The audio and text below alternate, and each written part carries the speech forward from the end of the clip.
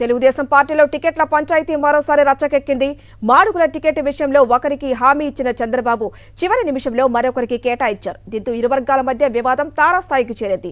Rebel అభ్యర్థి ఏకంగా nomination దాఖలు చేస్తే టీడీపీ అధికారికంగా ప్రకటించిన అభ్యర్థి ప్రచారం ప్రారంభించారు.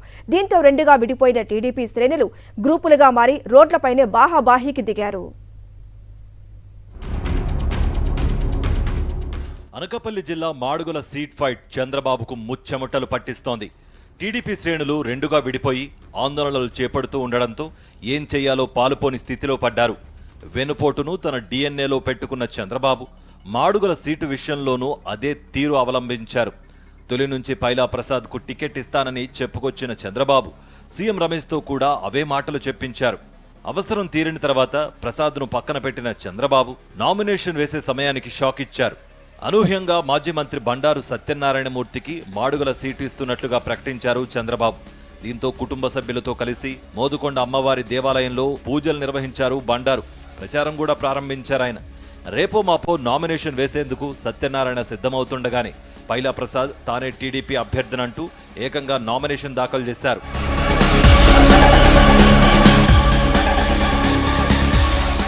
15 ఏళ్ల నుంచి పార్టీ కోసం కష్టపడుతున్న తనను కాదని మరొకరికి సీటు కేటాయించడాన్ని తప్పుపడుతున్నారు పైలా ప్రసాద్.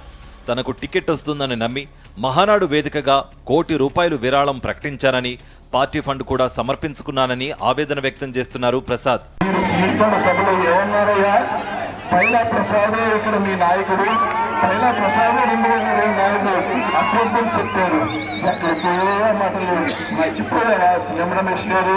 వేరే వ్యక్తి అభ్యర్థిత్వాన్ని కానీ ఈరోజు దాన్ని సపోర్ట్ చేస్తుంటే దాన్ని వెనక్కి తీసుకోవాలని చెప్పేసి ఈరోజు ఈ సభాముఖంగా మాడుగుల కార్యకర్తలు సుముఖంగా ఈరోజు మిమ్మల్ని అందరినీ నేను కోరుతా ఉన్నాను.